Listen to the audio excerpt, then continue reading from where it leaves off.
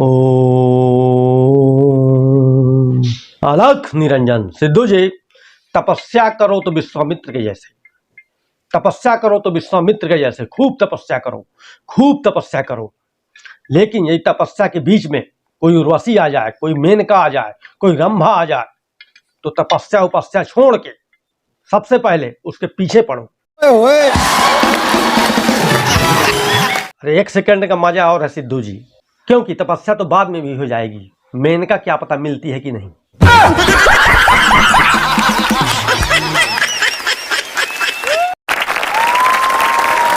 अलख निरंजन। सिद्धू जी, एक छोटी सी कहानी।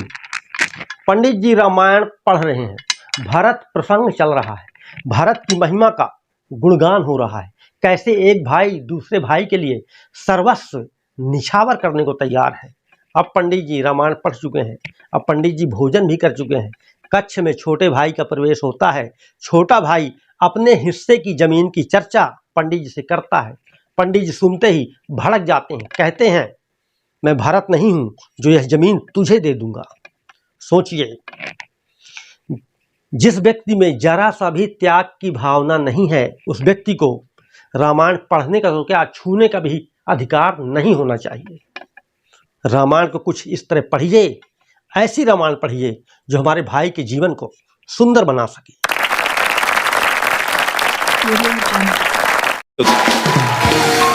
अलख निरंजन। सिद्धू जी, माना किसी छात्र ने अपनी पढ़ाई पूरी कर ली, प्रत्येक कक्षा में उसने अधिक अंक अर्जित किए, प्रत्येक कक्षा में वह टॉप रहा, लेकिन जीवन चलाने के तरीकों में वह फिसड्डी साबित हुआ। बताइए ऐसी पढ़ाई किस काम की जो हमारे जीवन को सुंदर न बना सके।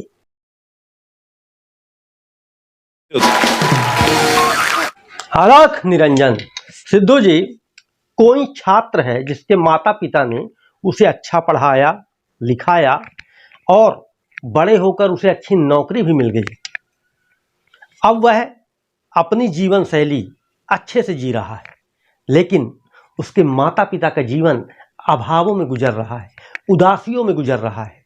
तो ऐसी पढ़ाई किस काम की जो हमारे माता पिता के जीवन को सुंदर न बना सकी।